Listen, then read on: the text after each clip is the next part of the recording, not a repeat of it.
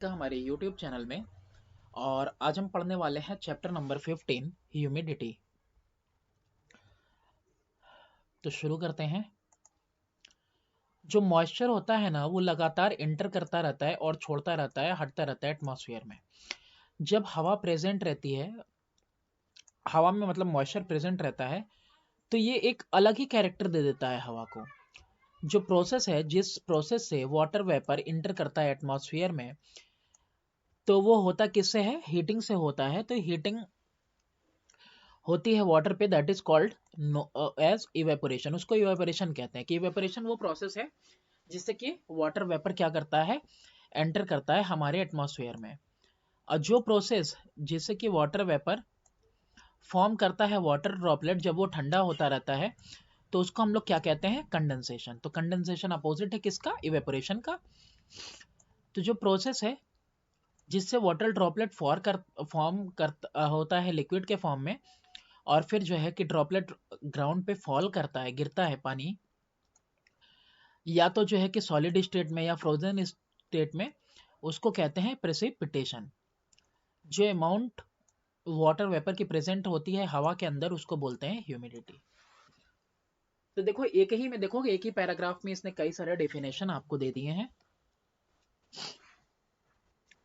तो यहाँ पे कह रहा है कि जो टोटल वॉल्यूम है वाटर का ओशियन में और सी में, वो हमेशा कैसा है? कांस्टेंट है। कांस्टेंट इसलिए कि वो चेंज नहीं कर रहा है। ये जो अपना पूरा इन्वायरमेंट है, बायोस्फीयर है, ये डायनेमिक स्ट्रक्चर है। और वाटर को भी can not be created, can not be all destroyed. बस एक फॉर्म से दूसरे फॉर्म में हम लोग इसको बदल सकते हैं। ऐसा इसलिए क्योंकि सारा पानी जो इवेपोरेट रहता है अर्थ के ऊपर से, इवेपोरेट हो रहा है वाटर बॉडी से, वो बाद में इन्हीं बॉडीज को रिटर्न हो जाता है प्रोसेस ऑफ कंडेंसेशन से, प्रेसिपिटेशन से, या फिर इनडायरेक्टली झरनों से, और या फिर जो ओवरफ्लो हो रहा है जमीन के सरफेस वगैरह से, सीपेज वगैरह से, वो सारा पानी वापस को चला जाता है इसी में। तो इसीलिए जो है कि ये पानी जो है हमेशा कांस्टेंट रहता है। वेपर जो है गैसीय स्टेट है पानी का। एक निश्चित अमाउंट ऑफ एनर्जी चाहिए होती है वाटर को वेपर में कन्वर्ट करने के लिए। भाई एनर्जी दोगे तभी तो ऐसा होगा, हीट करते हैं हम लोग तभी तो वाटर बॉयल करता है। तो जो हीटिंग होती है समंदर के ऊपर, झीलों के ऊपर और नदियों के ऊपर, उससे जो है इवेपोरेट करता है। और ये हीटिंग कैसे होगी? सूरज की रोशनी से होगी। आमतौर पे जनरली 600 कैलोरी हीट रिक्वायर होती है कि 1 ग्राम लिक्विड वाटर को वेपर के स्टेट में बदला जा सके। हीट लॉस करता है ड्यूरिंग इवेपोरेशन। इवेपोरेशन के टाइम में हीट लॉस ऑकर होता है। और ये जो हीट होता है ये पास करता है वाटर वेपर में हिडन फॉर्म में। ऐसा इसलिए हिडन फॉर्म क्यों लिखा हुआ है? हिडन फॉर्म इसलिए लिखा हुआ है क्योंकि जब आप फेस चेंज करते हो तो टेम्परेचर का चेंज नहीं दिखाता। मान लो आपने पानी रखा है 100 डिग्री सेल्सियस पे बॉयल हो रहा है, फर्दर उसको ढेर सारा हीट दोगे तो पानी इवेपोरेट होने लगेगा, लेकिन आपको उसमें टेम्परेचर 100 डिग्री सेल्सियस दिखाएगा। जो एक्स्ट्रा हीट दे रहे हो वो कहाँ जा रहा है? पानी के इवेपोरेट होने में चला जा रहा है। तो ये लेटेंट हीट के फॉर्म में, जो आप फिजिक्स में पढ़ोगे, इसको लेटेंट हीट कहते हैं। जब कंडेंसेशन ऑकर होता है तो इसमें लेटेंट हीट वापस इन्वायरमेंट को मिल जाती है एटमॉस्फेयर में, और इसकी वजह से टेम्परेचर राइज कर जाता है। तो देखो होता क्या है कि कंडेंसेशन में क्या हो रहा है कि ये जो हीट है ये इन्वायरमेंट को दोबारा जो है वापस मिल जा रही है ना? क्योंकि वाटर वेपर क्या कर रहा है, वो फिर से चेंज हो रहा है किसमें? लिक्विड स्टेट में। दैट इज वाई इसीलिए जब बारिश का समय होता है तो हम लोगों को ज्यादा हीट महसूस होती है जबकि आसमान क्लियर रहता है। तो ये इसी की वजह से होता है, क्योंकि जो है कि प्रेसिपिटेशन हुआ है तो सारे के सारे हीट जो है कि आपको कहाँ मिलेगी? इन्वायरमेंट में मिलेगी। लो लैटिट्यूड की बात करें कि यानी लो एल्टीट्यूड वाली जगह पे रिलेटिवली हायर टेम्परेचर आपको देखने को मिलेगा, और एवेपोरेशन इसीलिए जो है ज्यादा मिलेगा, है ना? टेरेस्ट्रियल रेडिएशन ज्यादा होता है तो लोअर लैटिट्यूड पे आपको ज्यादा हायर टेम्परेचर मिलेगा। हाउएवर इक्वेटर के साइड की बात करें तो स्काई जो है अक्सर जो है कि ओवरकास्ट रहता है क्लाउड्स वगैरह से, और इवेपोरेशन इसीलिए वहां पे कम होती है। इक्वेटोरियल रीजन की बात कर रहा है। ट्रॉपिकल रिजल्ट की बात करें, वहां समुद्र से जो घिरा हुआ इलाका है वहां पे इवेपोरेशन मैक्सिमम होता है, क्योंकि हाई टेम्परेचर की वजह से और क्लियर स्काई की वजह से ढेर सारा पानी इवेपोरेट होके एनवायरनमेंट के अंदर एंटर करता रहता है। इसीलिए ये बात क्लियर है कि जो फैक्टर फेवर करते हैं इवेपोरेशन को वो कौन कौन से हैं। पहला है ह्यूमिडिटी। अब देखो जो ड्राई एयर है ना वो प्रोमोट करेगा ढेर सारा इवेपोरेशन, गर्म हवाएं बहुत सारा वाटर जो है अपने साथ लेके इवेपोरेट करके उड़ेंगी। ऐसा इसलिए क्योंकि जो ड्राई एयर होता है उसके पास ज्यादा कैपेसिटी होता है कि वाटर वेपर को क्या कर सके, होल्ड कर सके। तो इसीलिए ह्यूमिडिटी क्या करती है, इवेपोरेशन के रेट को बढ़ा देती है। सप्लाई ऑफ हीट, जितना ज्यादा हीट मिलेगा वाटर सरफेस को उतना ही ज्यादा जो है कि, और एयर उसके ऊपर जितना रहेगा तो उतना ही ज्यादा रेट ऑफ इवेपोरेशन जो है कि उसको ज्यादा मिलेगा। ठीक है, तो सप्लाई ऑफ हीट भी मायने रखती है। मतलब जैसे बदली वाला दिन है तो कम हीट मिल रहा है, जैसे पूरा क्लियर स्काई है ज्यादा हीट मिल रहा है। तो सप्लाई ऑफ हीट भी बहुत बड़ा फैक्टर है। विंड्स की बात करें तो अगर तेज हवाएं चलेंगी तो इवेपोरेशन और जल्दी होगा। पता है, एक धूप वाला मौसम हो और एक हवाओं का मौसम हो, तो हवाओं में तुम देखोगे ना कि हवाओं में तुम अगर कहीं पे हवा नहीं चल रही, कमरे में कपड़े डाल दिए तुमने, अब बाहर अगर हवाएं चल रही तुमने वहां कपड़े डाल दिए, तो जो बाहर हवाएं चल रही है ना वहां के पे कपड़े जल्दी सूखेंगे। क्योंकि आप देखो अगर कहीं पानी वानी गिर जाता है हम लोगों से गलती से घर में, तो हम लोग क्या करते हैं, वहां पे जो है कि उसको स्वीप कर देते हैं, पोछा लगा देते हैं कि मतलब यार फैला देते हैं पानी को। पानी फैलाते ही पंखा भी चालू कर देते हैं। आप पंखा चालू करते हो तो क्या होता है, हवा की स्पीड की वजह से जाड़े के दिन में भी वाटर जल्दी इवेपोरेट कर जाता है। लिखा भी हुआ है कि जो गीले कपड़े हैं विंडी डे पे ज्यादा तेजी के साथ सूखते हैं। ह्यूमिडिटी क्या होती है, देखो मेन चैप्टर यही है ही।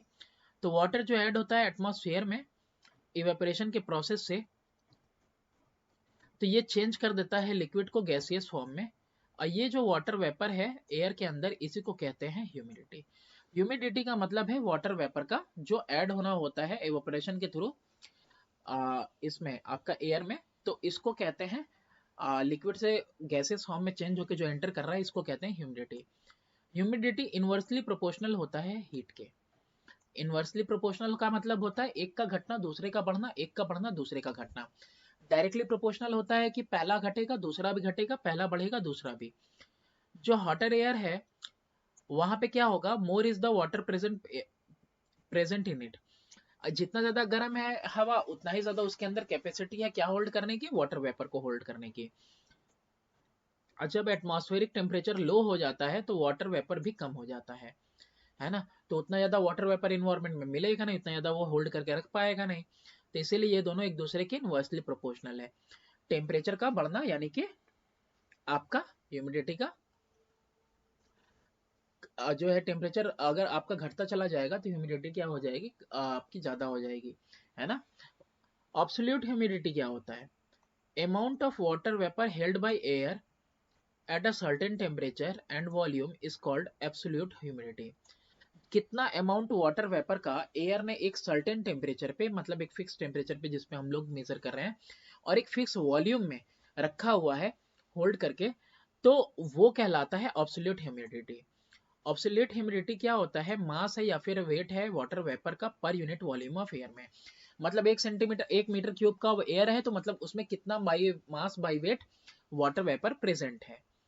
आमतौर पे कैलकुलेट किया जाता है ग्राम पर सेंटीमीटर क्यूब में, पर मीटर क्यूब में, सॉरी, सेंटीमीटर में पर मीटर क्यूब में इसको नापा जाता है। अब जैसा कि जो हवा है वो वार्म एयर जो होती है ऊपर को राइज करती है, तो एब्सोल्यूट ह्यूमिडिटी इसीलिए बदलता रहता है। तो इसीलिए जो वेदर का कैलकुलेशन किया जाता है एब्सोल्यूट ह्यूमिडिटी जनरली उसको जो है कि मतलब नहीं लिया जाता है कैलकुलेशन के टाइम में। ठीक है,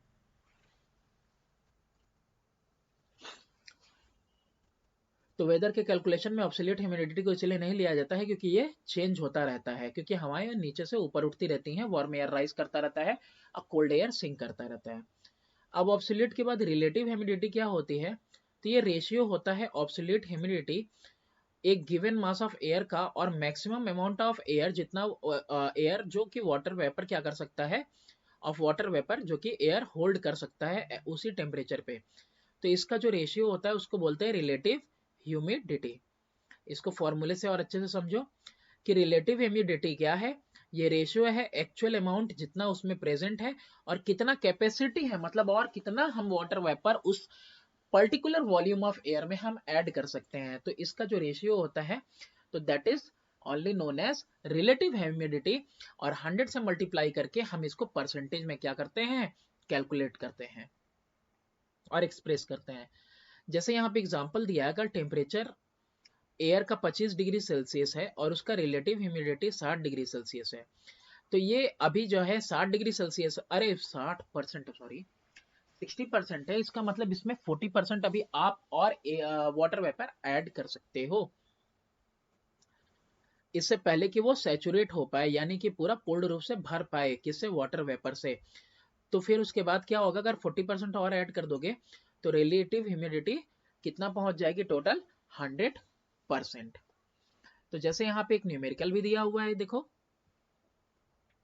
अगर सैंपल है एयर का जो कि 20 ग्राम पर मीटर क्यूब जो है वाटर वेपर हेल्ड करके रख सकता है 25 डिग्री सेल्सियस पे, लेकिन उसकी कैपेसिटी अभी रखा हुआ है होल्ड करके, लेकिन उसकी कैपेसिटी कितनी है, 25 ग्राम पर मीटर क्यूब, यानी कि वो 25 ग्राम होल्ड करके रख सकता है, लेकिन अभी रखा हुआ सिर्फ 20 है। तो अभी अगर उसका रिलेटिव ह्यूमिडिटी अगर आपको निकालना हो तो आप क्या रखोगे ऊपर, एक्चुअल अमाउंट जो अभी प्रेजेंट है यानी 20 ऊपर रहेगा, और टोटल कैपेसिटी यानी कि 25 नीचे रहेगा, इनटू 100, तो परसेंटेज में 80%। तो रिलेटिव ह्यूमिडिटी इसका मतलब कितना है, 80% है at 25 degree Celsius. Relative humidity की बात करें तो ये बढ़ता चला जाता है जितना वाटर वेपर आप एटमॉस्फेयर में ऐड करते जाते हो, ठीक है, लेकिन क्या होता है, ये डिक्रीज कर जाता है जब रिडक्शन होता है वाटर वेपर के कंटेंट में। देख ही सकते हो यहाँ पे अगर 20 के बजाय जो है आप 15 कर दोगे तो घट जाएगा, है ना। फिर वैसे ही जो है कि आप अगर यहाँ पे कोई और वैल्यू लेते हो, 10 लेते हो, तो बिल्कुल रिड्यूस हो जाएगा, 40% हो जाएगा, फिर हाफ रिड्यूस हो जाएगा। तो मतलब वाटर वेपर के साथ साथ ये क्या होता रहता है, बदलता रहता है कि कितना कंटेंट वाटर वेपर का आपके एयर में है। जब जो हवा है पूरी तरह से सैचुरेट हो जाती है, मतलब कि अब उसमें और फर्दर वाटर वेपर ऐड नहीं हो सकता है, तो उसको कहा जाता है कि रिलेटिव ह्यूमिडिटी भी जो है 100% है। अब सैचुरेटेड एयर क्या करेगा, अब कोई और वाटर वेपर जो है कि उस टेम्परेचर पे नहीं होल्ड कर सकता है। तो ड्यू पॉइंट वही टेम्परेचर होता है जहां पे हवा बिल्कुल क्या हो जाती है, एयर सैचुरेट हो जाती है, तो ये ड्यू पॉइंट कहलाता है। अब जो है पानी जो है नीचे को आ जाएगा, ड्यू फॉर्म करेगा, क्योंकि अब इसके बाद और ज्यादा कैपेसिटी है ही नहीं एयर की कि वाटर वेपर को होल्ड करके रख सके। रिलेटिव ह्यूमिडिटी बहुत ही ज्यादा इसेंशियल कैरेक्टरिस्टिक होता है क्लाइमेट का, है ना, मौसम का बहुत ही इसेंशियल इंपॉर्टेंट कैरेक्टरिस्टिक है। इट जनरली हेल्प, ये मदद करता है डिटरमाइन करने में अमाउंट ऑफ प्रेसिपिटेशन, कि कितना ज्यादा प्रेसिपिटेशन होने वाला है। अबव ऑल, इससे ऊपर ह्यूमन कंफर्ट डिपेंड करता है ह्यूमिडिटी के ऊपर, ठीक है, कि कितना एयर वाटर वेपर होल्ड करके रख रहा है। जितना ज्यादा ह्यूमिड एयर रहेगा उतना ही ज्यादा ऑपरेसिव होगा, ठीक है। ह्यूमन बॉडी की जो है वो भी डिसिपेट करते हैं हीट, हम लोग जो है परसिपिरेशन करते हैं और इवेपोरेशन होता है, हम लोग भी स्वेट करते हैं, ठीक है। तो ऐसे कंडीशन में हाई रिलेटिव ह्यूमिडिटी रहेगी तो रेट ऑफ इवेपोरेशन जो स्वेट वगैरह से निकलेगा वो कम हो जाएगा, और हम लोगों को कैसा बिल्कुल जैसे कहता है ना हिंदी में, चुनचुनाहट फील होती है, एकदम इरिटेटिंग अनकंफर्ट फील होता है। तो जितना ज्यादा ह्यूमिडिटी बढ़ती जाएगी तो उतना ही ज्यादा हम लोगों को तकलीफ होगी और बेकार लगेगा स्किन पे, मतलब बिल्कुल इरिटेशन समझ में आएगा। क्योंकि हो क्या रहा है, क्योंकि जो है सही तरीके से नहीं हो पा रहा है, बाहर में क्या है, हवा बहुत ही ज्यादा ह्यूमिड है। ये अक्सर कब लगता है, उमस जिसको कह सकते हो, ये बरसात के मौसम में आपको लगेगा। अब यहाँ बात करते हैं ऑब्सोल्यूट और रिलेटिव ह्यूमिडिटी के बीच की, क्या है ये दोनों चीजें। तो देखो यहाँ पे, देखो, it is the measure of, ये क्या है, ऑब्सोल्यूट ह्यूमिडिटी मेजर होता है actual amount of water vapour जो प्रेजेंट है हवा में, और टेम्परेचर के बिना, है ना, किसी अमाउंट, कितना अमाउंट प्रेजेंट है, कितने वॉल्यूम ऑफ एयर में वाटर वेपर का। जबकि रिलेटिव ह्यूमिडिटी रेशियो होता है ना, कि कितना वो होल्ड करके रख सकता है और कितना इस समय उसके अंदर है, उसका रेशियो होता है ये। जो एब्सोल्यूट ह्यूमिडिटी है उसको बस ग्राम पर मीटर क्यूब में हम लोग मेजर करते हैं। यहाँ पे इसको रेशियो में एक्सप्रेस किया जाता है और रेशियो को भी परसेंटेज में कन्वर्ट करके हम लोग इसको रिप्रेजेंट करते हैं। फिर ऑब्सोल्यूट ह्यूमिडिटी की बात करें कि जितना ज्यादा higher amount of water vapour होगा उतना ही ज्यादा ऑब्सोल्यूट जो है ह्यूमिडिटी उसकी होगी। और जबकि रिलेटिव ह्यूमिडिटी की बात करें कि वार्म एयर प्रोसेस करता है ज्यादा water vapour then cold air में कम वाटर वेपर होगा, वार्म एयर में ज्यादा होगा। तो same amount of absolute humidity air के पास जो है डिफरेंट रिलेटिव ह्यूमिडिटी होगा डिपेंडिंग ऑन द टेम्परेचर। यानी कि एयर उतना ही है लेकिन अगर टेम्परेचर अलग अलग है, टेम्परेचर वेरी कर रहा है, 1 ही मीटर क्यूब का एयर है लेकिन अगर टेम्परेचर वेरी कर रहा है तो उसके अंदर जो वाटर वेपर का कंटेंट होगा उसका भी अमाउंट वेरी करता रहेगा। वेदर कैलकुलेशन की बात करें तो एब्सोल्यूट ह्यूमिडिटी जनरली जो है लिया नहीं जाता है, जबकि इसमें वेदर फोरकास्ट होता है। बहुत ही एसेंशियल कैरेक्टरिस्टिक है ये रिलेटिव ह्यूमिडिटी, और इससे पता चलता है कि कितना जो है प्रेसिपिटेशन होगा, ड्यू होगा या फॉग होगा कि क्या फॉर्म करेगा। तो प्रेसिपिटेशन वगैरह का प्रेडिक्शन इससे किया जा सकता है। तो मौसम का एक बहुत ही ज्यादा एसेंशियल एलिमेंट है ये। अब हम लोग बात करेंगे मेजरमेंट ऑफ ह्यूमिडिटी, कैसे इसको हम लोग मेजर करेंगे। जो ह्यूमिडिटी है एटमॉस्फेयर की उसको मेजर किया जाता है डिवाइस से, जिस डिवाइस का नाम है हाइग्रोमीटर। तो हाइग्रोमीटर से हम लोग इसको नापते हैं और इसको जो है कि ड्राई और वेट बल्ब थर्मामीटर भी बोला जाता है इसी को, आपके हाइग्रोमीटर को। ड्राई और वेट बल्ब थर्मामीटर क्या होता है, इसमें एक कपड़ा लगा होता है, वेट क्लॉथ लगा होता है, उसको जो है बल्ब के एक तरफ बांध देते हैं और दूसरे एंड पे जो है कि डिप कर दिया जाता है उसको एक छोटे से कंटेनर में पानी के। जो रेट ऑफ इवेपोरेशन रहता है वाटर वेपर का वेट वाले बल्ब से पे, वो कीप करता है temperature of this bulb lower than the dry bulb. अब जो ड्राई वाले बल्ब से ज्यादा जो है लोअर रहेगा टेम्परेचर किधर, गीले वाले का।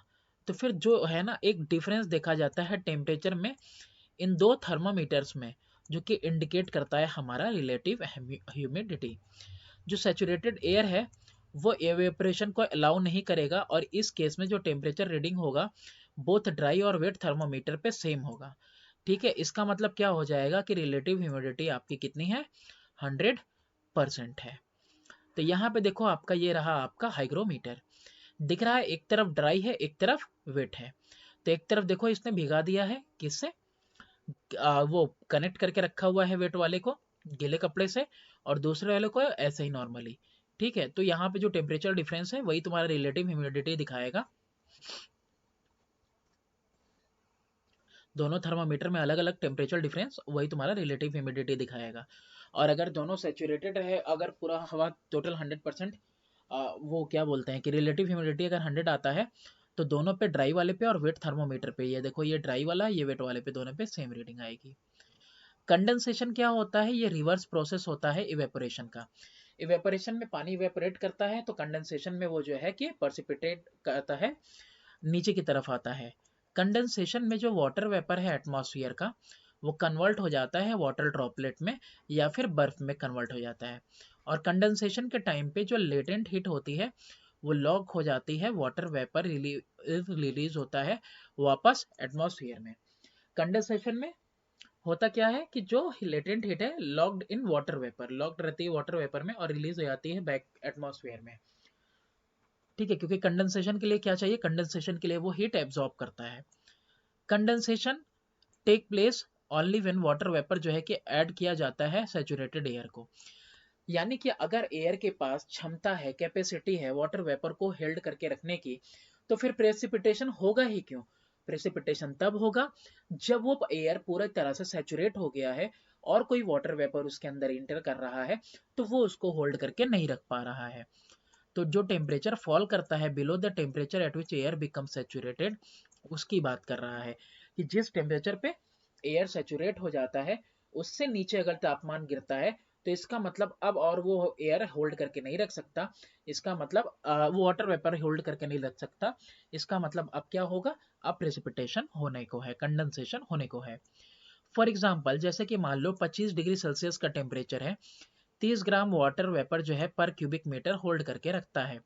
लेकिन अगर 25 डिग्री सेल्सियस से तापमान फॉल कर जाता है और हमारा टेम्परेचर हो जाता है 20 डिग्री सेल्सियस को। तो ऐसे में क्या होगा, ऐसे में वो बस 24 gram of water vapour held करके रख पाएगा। तो 24 ग्राम अगर वाटर हेल्ड करके रख पा रहा है और 25 डिग्री सेल्सियस पे 30 ग्राम, तो वो जो 6 ग्राम एक्स्ट्रा हुआ, वो 6 ग्राम क्या होगा, वो जमीन पे फॉल कर जाएगा और वो पानी 6 ग्राम कंडेंस कर जाएगा वाटर वेपर। तो कंडेंसेशन जो है कि किस कंडीशन में प्लेस करता है, तो देखो कंडेंसेशन टेक्स प्लेस जब फॉलोइंग एटमॉस्फेरिक कंडीशन होते हैं। किस तरह के कंडीशन होने चाहिए, there should be high amount of water vapour present in atmosphere. ढेर सारा इन्वायरमेंट में वाटर वेपर रहेगा तभी तो कंडेंसेशन होना है। उसके अलावा माइनस्कूल, माइनस्कूल मतलब माइक्रो, मतलब बहुत छोटे छोटे सूक्ष्म पार्टिकल डस्ट के होने चाहिए, सॉल्ट के या फिर धुएं वगैरह के होने चाहिए, जो कि कंडेंसेशन के लिए न्यूक्लियाई बनेंगे। मतलब कि जो पार्टिकल होगा ना वाटर वेपर का, इनके चारों तरफ आके चिपकेगा। ठीक है, तो ये न्यूक्लियाई की तरह काम करेंगे। जो टेम्परेचर है एयर का वो ड्यू पॉइंट से लो होना चाहिए, कम होना चाहिए। ठीक है, ड्यू पॉइंट से कम रहेगा तभी कंडीशन होगा, ताकि इनकरेज हो पाए क्या चीज, आपका कंडेंसेशन। अब देखो फॉर्म्स ऑफ कंडेंसेशन, कंडेंसेशन कई फॉर्म में होगा बताया ना, जैसे कि तुम्हारा बारिश होगी, स्नोफॉल होगा, हेल स्टॉर्म होगा, बहुत सारी चीजें होंगी। तो ये डायग्राम दिया हुआ है प्रेसिपिटेशन का, कि देखो किस तरह से इवेपोरेशन, देखो पेड़ पौधे से लेकर नदियों से, झीलों से, तालाबों से हो रहा है, और फिर ये इवेपोरेशन से बादल बन रहा है, और बादल फिर क्या कर रहा है, प्रेसिपिटेट कर रहा है एंड, और फिर यही पानी जो है मिक्स हो जाता है। तो ये वाटर साइकिल का भी एक एग्जाम्पल हो सकता है ये। हाँ, तो देखो कंडेंसेशन जो है कितने तरह का होता है, किस किस फॉर्म में कंडेंसेशन होता है। यहाँ डायग्राम बना हुआ है, देखो पहला वाले डायग्राम में ये मिस्ट ड्यू है। फिर इसमें देखो यहाँ पे ड्यू का मतलब देख रहे हो, ये पत्तों के ऊपर जो बूंद गिरी हुई है। फिर ये मिस्ट है, ये आपका फॉग है, धुंध है। फिर ये आपकी बारिश है, हेल है, और ये स्नो है। ये टाइप्स ऑफ प्रेसिपिटेशन है। जब एक क्लाउड पूरी तरह से सेचुरेट हो जाता है और रिलेटिव ह्यूमिडिटी 100% पहुंच जाती है, तो प्रेसिपिटेशन होता है। जो गर्म मॉइस्ट एयर होता है ग्राउंड के पास, वो ऊपर की तरफ उठने लगता है आसमान को। टेम्परेचर डिक्रीज करता है हाइट के साथ। तो जो ऊपर जा रही होती हवा है, तो एसेंट की वजह से क्या होता है, रिडक्शन होता है टेम्परेचर में, हवा का टेम्परेचर कम होने लगता है और ड्यू पॉइंट से नीचे चला आता है। तो जो मूविंग एयर है, जब वो कोलाइड करती है डस्ट पार्टिकल वगैरह के साथ जो हवा में तैर रहे हैं, तो वो जो है एक्स्ट्रा मॉइस्चर शेड करती है, जो एक्स्ट्रा मॉइस्चर उसको गिराती है, जिसकी वजह से कंडेंसेशन होता है छोटे छोटे ड्रॉपलेट में वाटर के। ठीक है, तो इधर से नीचे से हवा ऊपर को जा रही है, ऊपर को जा रही है, ठंडी हो गई हवा, ठंडी हवा किसके साथ मिल रही है, एयर के पार्टिकल के साथ मिल रही है, और जो एक्स्ट्रा एयर है वो नीचे धीरे धीरे आने लगा, कंडेंसेशन शुरू हो गया। ये बहुत इंपॉर्टेंट होता है कि आप याद रखें कि जो कंडेंसेशन है वो ऑकर करेगा जब tiny solid particle like dust वगैरह, कार्बन डाइऑक्साइड वगैरह, स्मोक वगैरह रहेंगे और न्यूक्लियाई की तरह एक्ट करेंगे तभी। ये जो इम्प्योरिटीज होती है ना एयर के अंदर, इनको क्या कहा जाता है, कंडेंसेशन न्यूक्लियाई कहा जाता है। इनके बिना कंडेंसेशन जो है हो नहीं सकता। तो बिना कंडेंसेशन के जो है क्लाउड वगैरह फॉर्म नहीं होंगे, और विदाउट क्लाउड वगैरह के प्रेसिपिटेशन वगैरह भी नहीं होने वाला। तो जो प्रोडक्ट है कंडेंसेशन का, वो इतना छोटा छोटा होता है कि वो रिमेन रहता है सस्पेंडेड, और बल्कि ग्राउंड पे फॉल भी नहीं करता, बहुत छोटा मोटा होता है। और क्लाउड्स जो है कि राइज करते हैं, ज्यादा से ज्यादा ड्रॉपलेट वगैरह फिर जो है कि इसमें ऐड होगा जैसे जैसे, तो जो क्लाउड है वो भी बड़ा होता जाएगा अपने साइज में। जब ये होल्ड नहीं कर पाएगा ज्यादा मॉइस्चर को, या फिर पूरा हवा पूरी तरह से सेचुरेट हो जाएगा और रिलेटिव ह्यूमिडिटी उसकी 100% हो जाएगी, तो मॉइस्चर जो होगा ऊपर का वो रेन के फॉर्म में नीचे को आ जाएगा। क्लासिफिकेशन करें क्लाउड की, तो जब क्लाउड राइज करता है तो वो अलग अलग शेप ले लेता है, लेकिन सारे के सारे बादल प्रेसिपिटेशन नहीं लेके आते, सारे बादल बारिश नहीं लेके आते। क्लाउड को ग्रुप किया गया है उसके फॉर्मेशन के हिसाब से एटमॉस्फेयर में, और उसके शेप के हिसाब से। तो देखो क्लाउड कई तरह के होते हैं। एक है आपका साइरस। ये साइरस जो है कि बिल्कुल ऊन की तरह जो है कि बिल्कुल होता है, सॉफ्ट होता है, और ये हाई एल्टीट्यूड पे होता है। क्यूमुलस, इसका शेप जो है कॉलीफ्लावर की तरह होता है, कॉलीफ्लावर सब्जी, पत्ता गोभी। और ये जो स्ट्रेटस है, ये जो क्लाउड होते हैं इनके पास लेयर्ड स्ट्रक्चर होता है, यानी एक लेयर के ऊपर दूसरी लेयर रहती है, तीसरी लेयर। जो बेस होता है क्यूमुलस क्लाउड का, बादल का ये हॉरिजॉन्टल होता है, लेकिन इनके पास वर्टिकल शेप होता है, क्योंकि इनका जो टॉप होता है वो ना डोम शेप का दिखाई देगा। और ये जनरली टर्म किए जाते हैं रेन बेरिंग क्लाउड्स, यानी कि इनमें इनसे बारिश होती है। इसके बाद ये तो क्लाउड्स का फॉर्मेशन हो गया। क्लाउड्स इतने तरह के, साइरस, क्यूमुलस और स्ट्रेटस। बात करें अब दूसरा फॉर्म ऑफ प्रेसिपिटेशन जो कि ड्यू है। जब वाटर वेपर कंडेंस कर जाता है इस सरफेस पे ही, तो छोटे छोटे बूंदे पानी की जो है आपको घास पे, पत्तियों पे दिखाई देंगी। यही ड्यू है।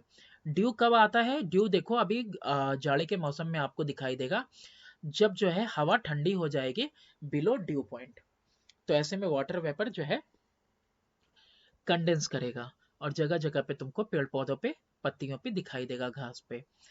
फ्रॉस्ट क्या होता है? बहुत ही लो टेम्परेचर जहां पे है, जहां कंडेंसेशन ऑकर करता है 0 मीटर पे या फिर ग्राउंड के ऊपर, वहां पे क्या होता है, ग्राउंड लेवल पे वाटर वेपर फ्रीज कर जाता है छोटे छोटे क्रिस्टल में आइस के, और जो ऑब्जेक्ट है आसपास के, जैसे कि ब्लेड्स है of grass leaves and tiny rock particles, उसमें जो है कि ये जम जाता है और बिल्कुल क्रिस्टल के फॉर्म में आपको दिखाई देगा। तो इसको बोलते हैं, आप क्या बोलते हैं इसको? इसको हम कहते हैं फ्रॉस्ट। तो फ्रॉस्ट में यही होता है कि जो ड्यू था ना, तो ड्यू में समझो कि पानी बन रहा है ना, पत्तियों पे, घास पे, और इसमें फ्रॉस्ट में क्या होता है, वही चीज जम जाती है बिल्कुल क्रिस्टल की तरह। और ये बहुत हार्मफुल होता है प्लांट्स वगैरह के लिए, क्योंकि ये पेड़ पौधों को ट्रांसपिरेशन, रेस्पिरेशन करने बिल्कुल नहीं देता है। फॉग और मिस्ट, ये क्या है? फॉग और मिस्ट जो है दो रिलेटेड टर्म है, एक दूसरे से संबंधित है। ड्रॉपलेट जो वाटर का होता है, सस्पेंड करता है वातावरण में, जो कि क्लोज होता है सरफेस से अर्थ के, उसको क्या कहा जाता है? फॉग। तो फॉग क्या है? बिल्कुल करीब है सरफेस के, अर्थ के, वाटर ड्रॉपलेट। फिर इसके बाद है on the long winter night, लंबी रातों में जाड़े के, जो ग्राउंड होता है जल्दी सूख जाता है, अरे सॉरी, ठंडा पड़ जाता है, और उसके ऊपर की, अपने ऊपर की हवा से, तो ऐसे कूलिंग की वजह से जो है टेम्परेचर रिड्यूस कर जाता है सरफेस का बिलो ड्यू पॉइंट। ऊपर का अभी टेम्परेचर हवा का ज्यादा है, लेकिन नीचे ग्राउंड क्या है, हमारा धूप से कांटेक्ट खत्म हो गया, शाम हो गई, अब बालू हो, पत्थर हो, मिट्टी हो, जल्दी ठंडा हो गया। तो ऐसे में नीचे का जो है टेम्परेचर ड्यू पॉइंट से नीचे चला गया, तो वाटर वेपर जो लेवल में है नीचे के, वो क्या करेगा, कंडेंस कर जाएगा, और जो है कि माइन्यूट सॉलिड पार्टिकल के आसपास, और ये क्या फॉर्म करेगा? फॉग फॉर्म करेगा। मिस्ट जो है कम घना होता है फॉग से, और जो विजिबिलिटी रहती है वो बेहतर होती है, किसमें? मिस्ट में। जबकि फॉग में क्या होता है, विजिबिलिटी बिल्कुल कम रहती है। विजिबिलिटी जो ड्यूरिंग फॉग होती है, वो फैल जाती है to less than 1 kilometre, but under condition of mist it may go up to 2 kilometre. यानी कि अगर फॉग है, कोहरा है, तो होगा क्या कि आपकी विजिबिलिटी 1 किलोमीटर से ज्यादा नहीं रह पाएगी। लेकिन जबकि मिस्ट की बात करें तो मिस्ट कम घना होता है, और मिस्ट में आपकी विजिबिलिटी 2 किलोमीटर तक हो सकती है, यानी आप ज्यादा दूर तक देख सकते हो। प्रेसिपिटेशन, तो वो तो कंडेंसेशन था। अब देखो प्रेसिपिटेशन, तो जिस प्रोसेस से प्रोडक्ट जो कंडेंसेशन का है, यानी कि वाटर ड्रॉपलेट है, आइस क्रिस्टल है, स्लीट है, एक्सेट्रा, ये सब ग्राउंड पे गिरते हैं, उसको प्रेसिपिटेशन कहा जाता है। कंडेंसेशन का प्रोडक्ट जिस फॉर्म में गिरता है, उस फॉर्म को क्या कहते हैं हम लोग? उस प्रोसेस को कहते हैं precipitation. Rainfall, snowfall, drizzle, sleet and hail, ये सब जो है कि मेन फॉर्म है किसके? प्रेसिपिटेशन के।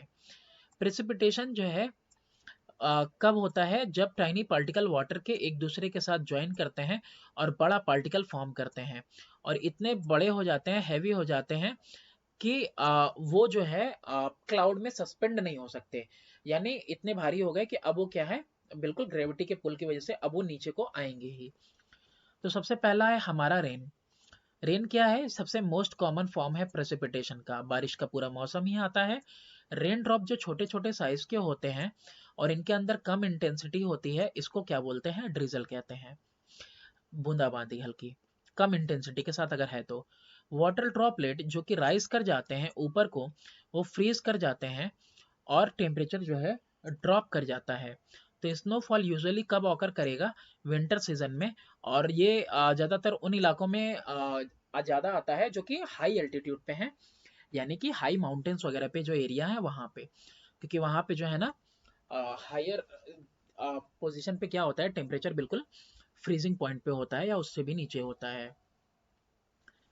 हेल की बात करें तो सम टाइम वर्टिकल एयर, जो एयर करंट है वो जो है वो पुश करता है वाटर ड्रॉपलेट या आइस पार्टिकल को एक साथ, और एक साथ पुश करने की वजह से ये जो है सॉलिड फॉर्म में हो जाते हैं, और फिर जब जमीन पे गिरते हैं तो ओले जिसको बोलते हैं, है ना, सॉलिड आइस की तरह, तो ये जो आता है तो इसको बोलते हैं हेल स्टोन, हेल स्टॉर्म कहते हैं, या हेल स्टोन गिर रहा है वो कहते हैं। ये जो पत्थर होते हैं छोटे छोटे बिल्कुल सॉलिड फॉर्म में हो जाता है, ये जो है कि फसल को काफी ज्यादा नुकसान पहुंचाता है। बारिश देखो, टाइप्स ऑफ रेनफॉल, कितने तरह की रेनफॉल होती है। तो जो डिपोजिशन होता है मॉइस्चर का, नमी का, एटमॉस्फेयर से धरती के ऊपर सरफेस पे, उसको प्रेसिपिटेशन कहते हैं। एक फॉर्म जो है प्रेसिपिटेशन का वो रेनफॉल है। और जो तीन तरीके के कूलिंग होते हैं, types of cooling of air, वो प्रोड्यूस करता है अलग अलग तरीके का टाइप का rainfall. Convectional rainfall, orographic rainfall और साइक्लोनिक रेनफॉल। यहाँ पे कह रहा है कि तीन तरह से ठंडा होता है हवा, और ये तीन तरह से ठंडा होने की वजह से तीन तरीके का आपको प्रेसिपिटेशन मिलेगा, रेनफॉल में ही तीन कैटेगरी मिलेगी। तो सबसे पहला है तुम्हारा देखो कॉन्वेक्शनल है, ओरोग्राफिक है और साइक्लोनिक। तो रिलीफ रेनफॉल क्या होता है, रिलीफ को ही क्या कहते हैं, ओरोग्राफिक रेनफॉल कहते हैं। अब ये क्या होता है, ये ऑकर करता है जब ठंडा होता है वार्म मॉइस्ट एयर, गर्म और नम एयर जिसमें पानी है, वो क्या करता रहता है, चढ़ता रहता है जब माउंटेन्स वगैरह के तरफ, तो वहां पे वो जो ठंडा होता है और वो प्रिवेलिंग विंड्स के डायरेक्शन में पड़ता है, तो जो बारिश होती है वो है रिलीफ रेनफॉल। होता क्या है, जो माउंटेन का प्रेजेंस है वो क्या करता है, ह्यूमिड एयर को ऊपर उठवा देता है। जो ह्यूमिड एयर होता है वो राइज करता है ऊपर की तरफ, और सडन ऊपर उठने की वजह से जो है, होता क्या है, हवा ठंडी होगी, हाइट भी जैसे जैसे ऊपर जाएगी हवा ठंडी हो जाएगी, तो इसकी वजह से ऊपर जाते ही ठंडा होता है और कंडेंसेशन प्रेसिपिटेशन आता है। और जैसा कि ये कॉज होता है रिलीफ की वजह से लैंड के, तो इसीलिए इसको क्या कहा जाता है, रिलीफ रेन कहा जाता है। जब ये उतरता है लीवार्ड साइड पे है, जब जो है ढलान की तरफ उतरेगा, तो जब इसमें डिक्रीज आएगा एल्टीट्यूड में, है ना, इन एल्टीट्यूड, वो इंक्रीज कर देता है इसके अंदर का प्रेशर और टेम्परेचर दोनों इंक्रीज करता है। अब देखो हवा नीचे से ऊपर को जा रही है तो वो ठंडी हो रही है, लेकिन ऊपर से नीचे को जो हवा आएगी उसमें क्या होगा, उसमें प्रेशर इंक्रीज करेगा, दबाव पड़ेगा, तो उसका टेम्परेचर भी इंक्रीज करेगा, और इससे क्या होता है, हवा कंप्रेस हो जाती है और गर्म हो जाती है। इसकी वजह से जो रिलेटिव ह्यूमिडिटी है ना, वो ड्रॉप कर जाता है और इवेपोरेशन होता है, और जो है कि या फिर नो प्रेसिपिटेशन होगा, अगर होगा भी तो बहुत कम होगा, है ना, रेन शोडे वाले एरिया में। ठीक है, तो ऊपर जाते हुए बारिश हो रही है, लेकिन नीचे आते हुए उन हवाओं को क्या होता है, वो गर्म हो जाती हैं। फॉर एग्जाम्पल देखो यहाँ पे अच्छे से समझ में आएगा कि जो मानसून विंड होती हैं, जब वो ऊपर जा रही होती है वेस्टर्न घाट पे, तो बहुत भयानक बारिश लेके आती हैं विंडवार्ड के साइड में जिस तरफ हवा चल रही है।